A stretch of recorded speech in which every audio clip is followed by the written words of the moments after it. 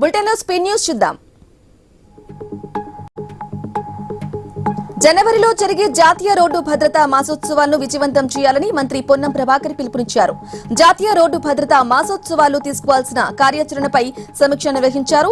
ఈ నెలాఖరులోపు ప్రతి జిల్లాల్లో రోడ్ సేఫ్టీ కమిటీలతో సమావేశం ఏర్పాటు చేయాలని జిల్లా కలెక్టర్లకు సూచించారు. ఇక రోడ్డు భద్రతా ఫోర్స్ వాలంటీర్ బృందాలను ఏర్పాటు చేసి అన్ని గ్రామాల్లో అవగాహన కల్పించాలని ఆదేశించారు.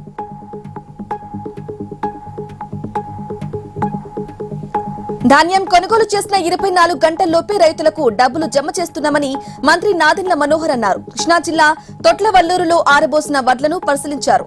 రైతుల ఇబ్బందులు అడిగి తెలుసుకున్నారు. కృష్ణా జిల్లాలో 4,49,000 మెట్రిక్ టన్నుల ధాన్యం కొనుగోలు చేశామని మంత్రి తెలిపారు. జననేత వైఎస్ జగన్ పుట్టినరోజు వేడుకలు రాజమండ్రిలో ఒకరోజు ముందే ప్రారంభమయ్యాయి. ఇక నేతలంతా వివిధ రకాలుగా తమ అభిమానాన్ని చాటుకుంటున్నారు. రాజమండ్రి బ్రిడ్జి లంక వద్ద గోదావరి మధ్యలో వైసీపీ నేత వినయ్ తేజ 40,000 అడుగుల భారీ ఫ్లెక్స్ ని ఏర్పాటు చేశాడు. గోదావరి మధ్యలో ఏర్పాటు చేసిన ఫ్లెక్సీ అందరి దృష్టిని ఆకర్షిస్తోంది. మాజీ ఎమ్మెల్యే జక్కంపూడి రాజా కూడా పుట్టినరోజు వేడుకల్లో పాల్గొన్నారు.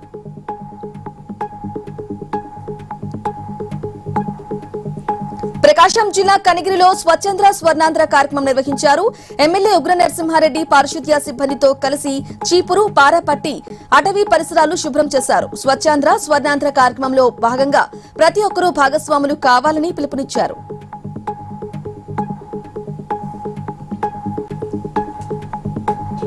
స్వచ్ఛాంధ్ర స్వర్ణాంధ్రలో ప్రతి ఒక్కరూ భాగస్వాములు కావాలని కలెక్టర్ లక్ష్మీషా అన్నారు.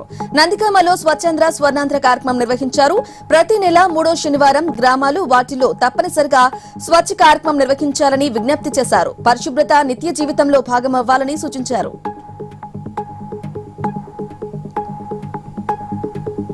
ప్రతి ఒక్కరూ పరిసర ప్రాంతాలను శుభ్రంగా ఉంచుకోవాలని కర్నూలు జిల్లా కలెక్టర్ డాక్టర్ ఏ శ్రీ కోరారు. స్వచ్ఛాంధ్ర స్వర్ణాంధ్రలో భాగంగా కలెక్టరేట్ ఆవరణలో స్వచ్ఛ భారత్ నిర్వహించారు. స్వచ్ఛాంధ్రపై అధికారులతో కలెక్టర్ ప్రతిజ్ఞ చేయించారు. తడి చెత్త, పొడి చెత్త వేరు చేసి పారిశుద్ధ్య కార్మికులకు ఇవ్వాలని సూచించారు.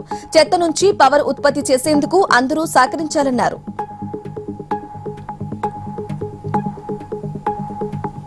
జయశంకర్ భూపాలపల్లిలో 2 అడిషనల్ జూనియర్ సివిల్ జడ్జి కోర్టులను వర్చువల్ గా ప్రారంభించారు. తెలంగాణ హైకోర్టు ప్రధాన న్యాయమూర్తి జస్టిస్ ఆపరేష్ కుమార్ సింగ్. ఇక జిల్లా కేంద్రంలో నూతన న్యాయ దేవాలయాలను ప్రారంభించుకోవడం సంతోషంగా ఉందని హైకోర్టు న్యాయమూర్తులు అన్నారు. నేటి నుంచి 2 జిల్లా కోర్టులు ప్రజలకు అందుబాటులోకి వస్తాయని తెలిపారు. కక్షిదారులకు న్యాయం చేయటమే లక్ష్యంగా న్యాయ వ్యవస్థ పనిచేస్తుందన్నారు.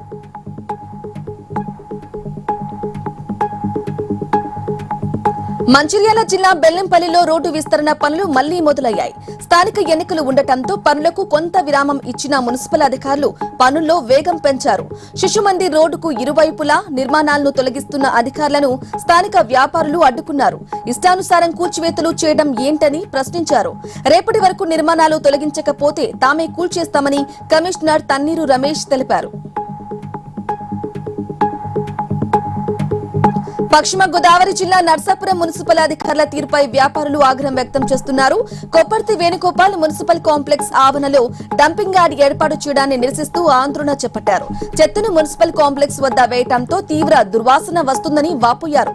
మున్సిపల్ కమిషనర్ డౌన్ డౌన్ అంటూ పెద్ద ఎత్తున నినాదాలు చేశారు. మున్సిపల్ కమిషనర్ స్పందించి చెత్త తొలగించాలని డిమాండ్ చేశారు. మంచిర్యాల జిల్లాలో పెద్ద పులి సంచారం కలకలం రేపింది. బెల్లంపల్లి మండలం కన్నాల గ్రామ పంచాయతీలోని బుగ్గ దేవాలయ సమీపంలో పెద్ద పులి అడుగులను గుర్తించారు అటవీ శాఖ అధికారులు. గ్రామంలో డప్పు సాటింపు వేయించి గ్రామస్తులను అప్రమత్తం చేశారు.